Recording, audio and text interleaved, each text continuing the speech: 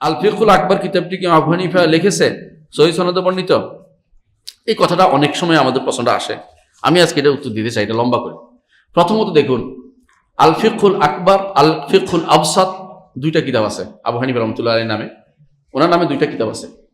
এই দুইটা কিতাব যদি আপনি বলেন যে আবু হানিফা রহমতুল্লাহ লেখেন নাই, তাহলে আসলো কোত্থেকে? এটাকে আমি লিখে ওনার নামে চালাই দিছি? কেউ তো বলতে হবে, এটা কেউ বলুক তাহলে যে ওটা হয় নাই। এইটা হানাফি মাযহাবের আলেমরা এটা যুগ যুগ ধরে এটা বর্ণনা করেছে। এখন যে কেউ বলে উনি লেখেন নাই, তাহলে আবু হানিফা রহমতুল্লাহ আকীদার মধ্যে জুহুদ বলতে কিছু থাকে না, তাহলে ওনার কোনো বই নেই। উনি ফিকহাতেও বই লেখেন নাই, আকীদাও বই লেখেন নাই, উসুলে ফিকহাতেও লেখেন নাই, হাদিসেও লেখেন নাই, তাহলে উনি কিছুই করেন নাই, তাহলে ইমাম হলে কি করেন? আপনি বিপদে পড়বেন আরো বেশি। যারা এগুলি বলে তারা নিজেদের ইমামদের বিপদে ফেলতেছে। আমরা জোর করে বলি যে ইমাম সাহেব এটা করেছেন, কেন বলি জানেন? অন্য অন্য ইমামদের আকীদার সাথে এটার আকীদার মিল আছে, কিন্তু আপনি যদি কোনো পরবর্তী আকায়েদের নাসফিয়া পড়েন, দেখবেন অন্য অন্য ইমামরা যা বলেছে, মালিক, শাফি, আহমদ যা বলেছেন, ওগুলো মিল নেই। যেই জিনিসটা অন্য অন্য ইমামদের সাথে কথা মিলে সেটাই তো বেশি উত্তম হবে নাকি? আমরা যদি কোনো কথার কথা, আমি, জায়েদ, আর ধরেন ডক্টর মঞ্জুর, আমরা তিনজন এই এক সময় কাটাইছি, কাছাকাছি সময়, আমার কথা ওর কথা মিলছে ধরেন, অথবা আমার কথা ডক্টরের কথা আর ওনার কথা মিলছে, আমার কথাটা মিলে নাই, আপনি আমার পর্ব যারা মনে করেন, অথচ আমার একটা বই পাওয়া গেছে যেটা তো আমার কথা মিল আছে ওদের সাথে, কোনটা ভালো হবে? যেটা মিল আছে ওইটা ভালো, কারণ সবাই এক পথে চলছে। সহিহ আকীদার সাথে আসলে ভিন্ন আকীদা কেন যাবে? একজন ইমামকে আপনি খারাপ পথে, খারাপ আকীদা নিয়ে যাচ্ছেন কেন জোর করে? এটা হলো কথা। যারা নিতে চায় তারা নিজেরা বিপদে পড়ে। হানাফিরা তো অস্বীকার করে যে এটা উনি লেখেন নাই, যেমনি ভাবে বেশতিজরকে অস্বীকার করছে, তাই না? বেশতিজর উনি লেখেন নাই, আচ্ছা বুঝলাম, আমরাও বুঝলাম লেখে নাই। তো ইমাম আবু হানিফা রাহমাতুল্লাহ আলাইহি এই কিতাবটি লিখেছেন, এইটাই আমরা বেশি মনে করি। কেন মনে করি? আরেকটা কারণ আছে।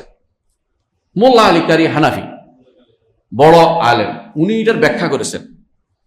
একজন হানাফি আলেমটার ইমাম আবু হানিফার বলে ব্যাখ্যা করেছেন, এর ফলে এখন যদি কোনো কথা সন্দেহ করেন কেমনে হবে?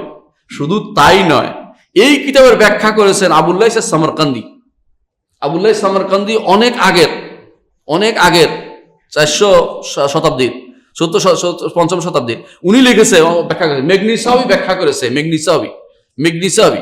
তারপরে এটার ব্যাখ্যা করেছেন আরো কয়েকজন বড় বড় হানাফি আলেমরা এই কিতাবের ব্যাখ্যা করেছেেন আবু হানিফা রাহমাতুল্লাহ আলাইহি বলে। এখন আপনার মনে হচ্ছে যে এটা মানা যাবে না, কারণ এটা মানলে তো আকীদা শুদ্ধ হয়ে যায়। এখন আপনি বলছেন না, এটা লেখে নেই, তো কোনটা লিখছে উনি? আপনাদের কিতাবের কোনোটারই সনদ খুঁজে পাবেন না, যদি ভালো করে খোঁজেন, কোনোটারই সনদ খুঁজে পাওয়া যাবে না। সুতরাং কোনোটারই সনদ নাই, তাহলে সব বাদ, আসেন কোরআন সুন্নাহর দিকে আসেন, তাহলে তো হয়। এটা তো আর শুনবেন না, আসেন। এত বেশি সমস্যা তৈরি করলে আপনাদের সমস্যাটা বেশি হবে, কারো সমস্যা হবে না। কোরআন সুন্নাহ শাশ্বত, কোনো ভুল নাই, সেখানে কোনো সমস্যা হবে না। কিন্তু আপনি বিশ্বাস করেন উনি লিখেছে, এই জন্য বলতেছি, কারণ ওনার এগুলি পরবর্তী যারা আসছে নকল করছে। মানে ইমামরা যদি কোনো কিতাব থেকে কিছু অংশ আনে, তখন ওই কিতাবটা দলিল হয়ে যায় যে এটা শুদ্ধ। ইমাম আবু ইসমাইল হারাবি ওই কিতাব থেকে নস আনছেন। আবু ইসমাইল হারাবি বিখ্যাত ইমাম, তাকে বলা হয় তাসাউফের ইমাম। তিনি সাধারণ ইমাম না, বড় আলেম, তাসাউফের ইমাম, বড় আলেম। উনি একটা গ্রন্থ লিখেছেন মানাজিলুস সাইরিন, এটার ব্যাখ্যা করেছে ইবনুল কাইয়িম, নাম দিয়েছে মাদারিজুস সালিকিন। এটার ব্যাখ্যা এটা। উনি তার কিতাবের মধ্যে একটা কিতাব আছে দামুল কালাম, ওইটার মধ্যে আবু হানিফা রাহমাতুল্লাহ আলাইহি কিতাবটার থেকে তথ্য নিয়ে আসছেন। এর অর্থ হচ্ছে এই কিতাব বলছেন যে আবু হানিফা তার ফিকহুল আকবরের মধ্যে যেটা বলেছেন, তিনি যদি বুঝতে পারেন 5ম শতাব্দী, 6ষ্ঠ শতাব্দীতে, 5ম শতাব্দীতে, তাহলে আমার বুঝতে অসুবিধা কি? 5ম শতাব্দীতে একটা লোক বলে গেছে যে এটার থেকে আমরা নিচে আবু হানিফার বই, আর আমার কাছে এখন মনে হচ্ছে আবু হানিফার বই না। ওই লোক কেন কাছাকাছি সময় বুঝতে পারলেন? আপনার সমস্যা হলো কোথায়? মানলাম, সব কিছু বাদ দিলাম যে ওনার বই না, তাহলে কার বই আপনি বলেন না?